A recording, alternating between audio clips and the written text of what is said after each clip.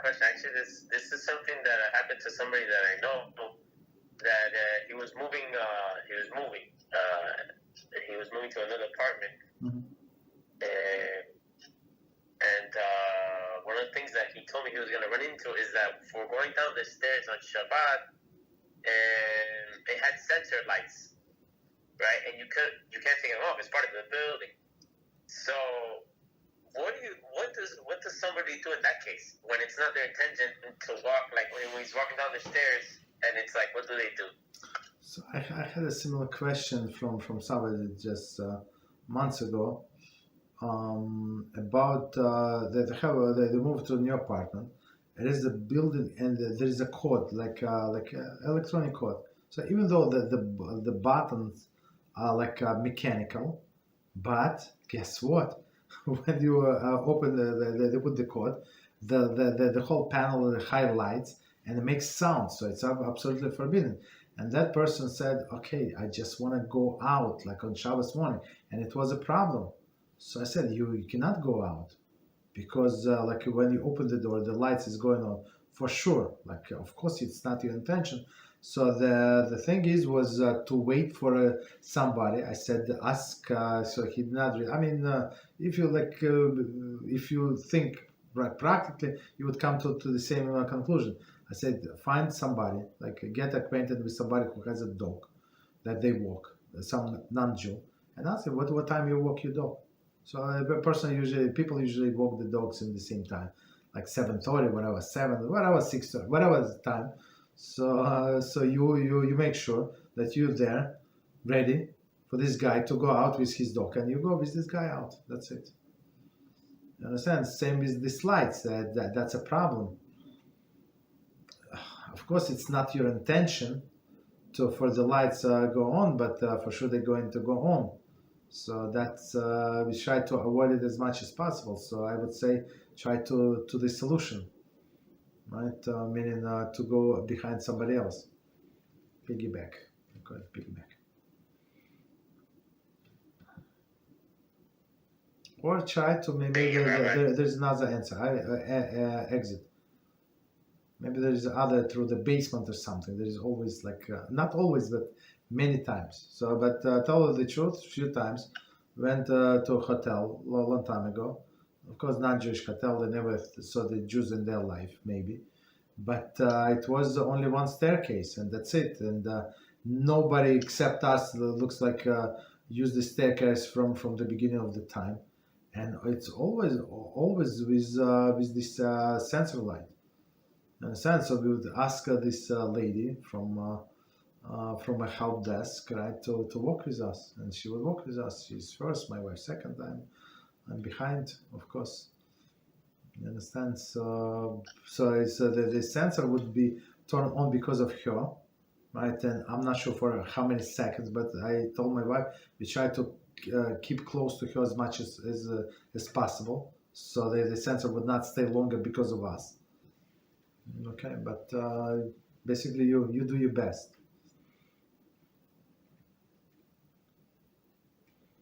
Okay, so what else?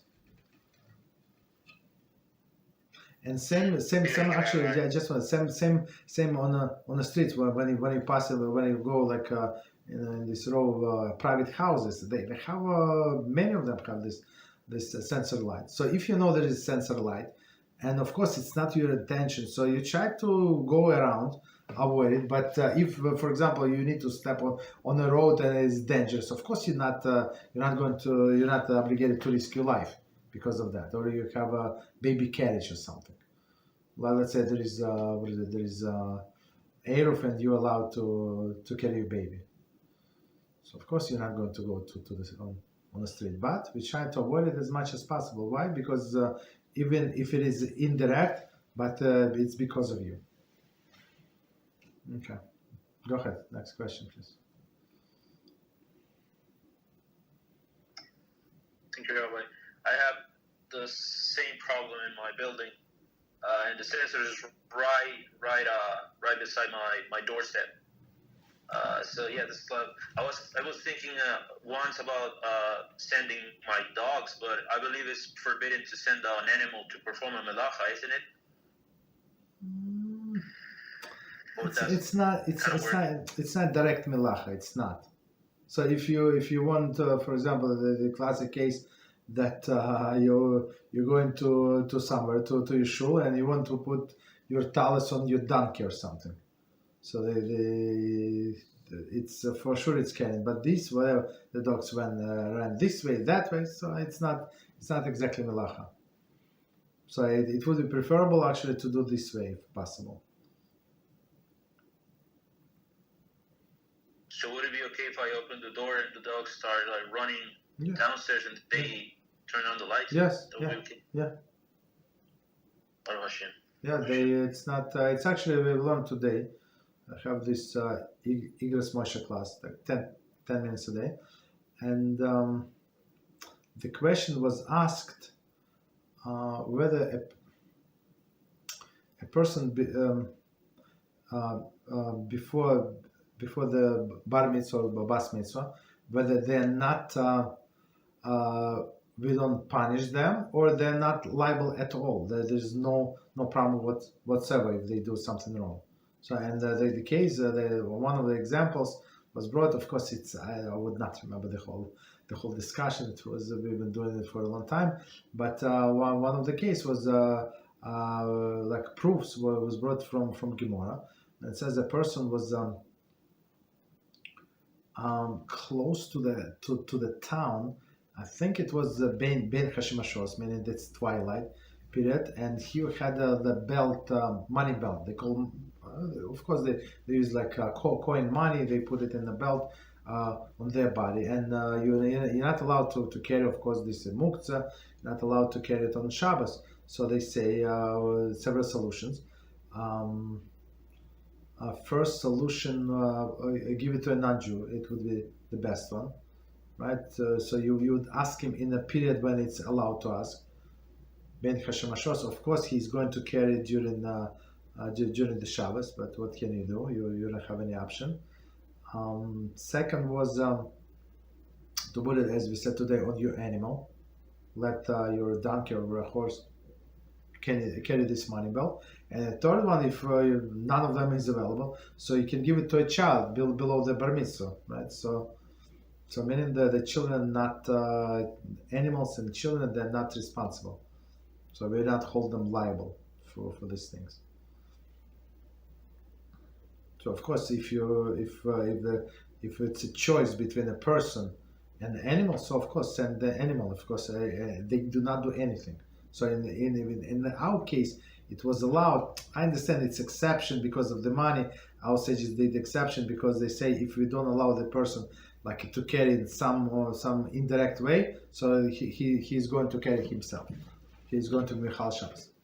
Sages understood, right?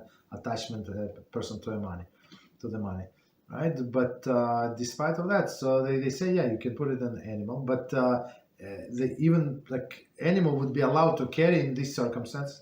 But when dogs run back and forth like in a lobby, in a staircase, there is no problem whatsoever.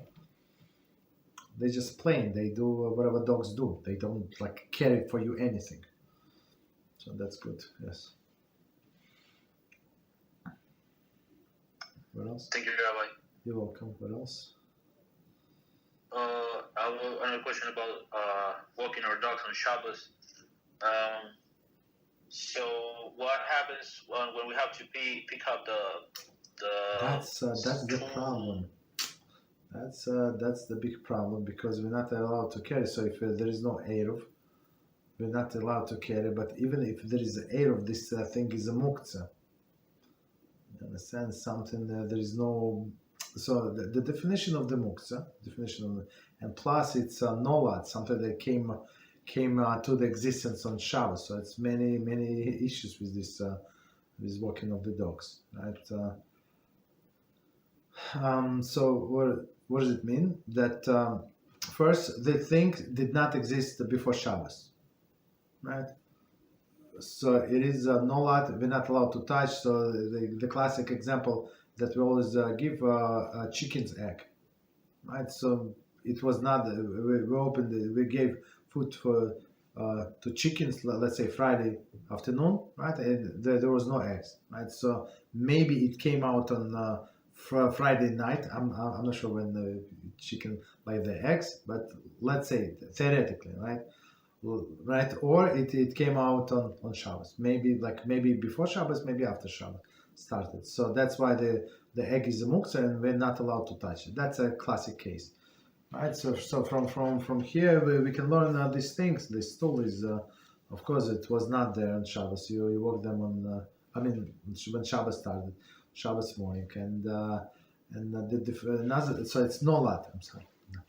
It's nolat. Something that was created on Shabbos, molit, and the second thing is muktzah is something that has no practical usage for Shabbos.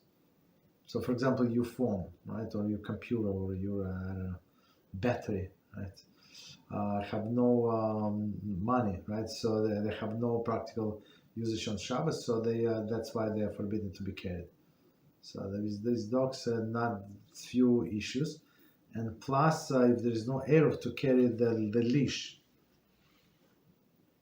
So they say one more practical example. We're trying to minimize things, right? Of course. So the one practical example would be to carry to let the leash drag on the floor, right? Because if you're not allowed to carry, right? So if it drags on the floor, so it means that dogs carry it. Okay, maybe you're holding it, but dogs carry it. The other side. So that's one of the things that minimize the issue. Okay, well, Thank you, Rabbi. yeah, you're welcome. So it's not such a simple thing. So if we can train the dog to go in the bathroom in a house, like special dog toilets, it would be the best. But otherwise, what can we do? Okay, what else? Thank you, Rabbi.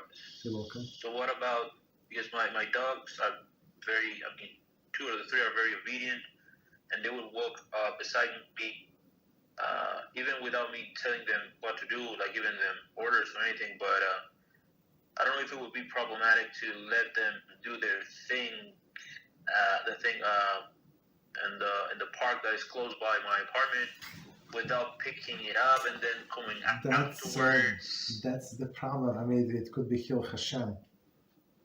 You understand? That's an even bigger issue. So if other people see it, we saw on this Shabbos, guess what? It was this Shabbos when this lady had picked up after her dogs, and we have a garbage cans. From my complex, right? And we had it outside, so it's my responsibility to put them back.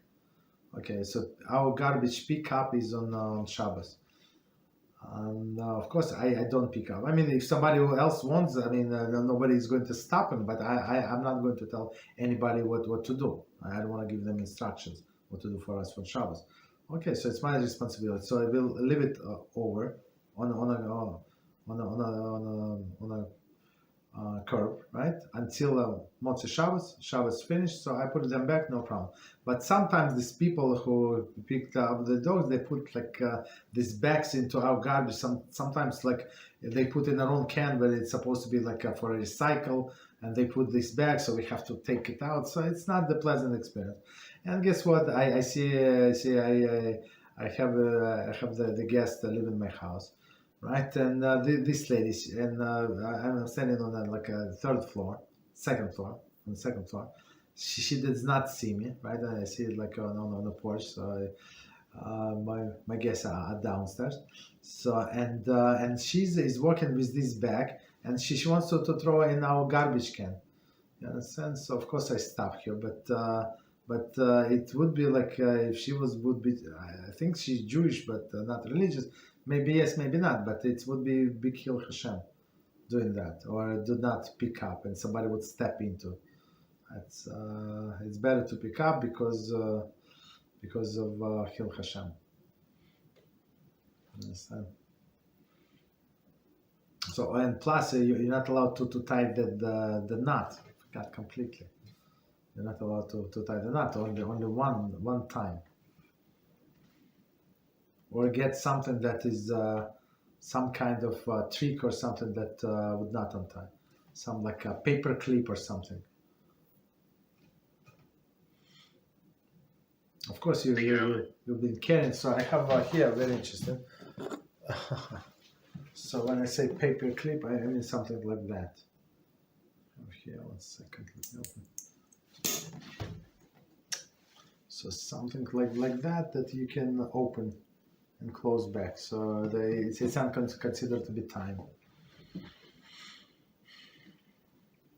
Okay. Yeah, Yeah, you're welcome. What else?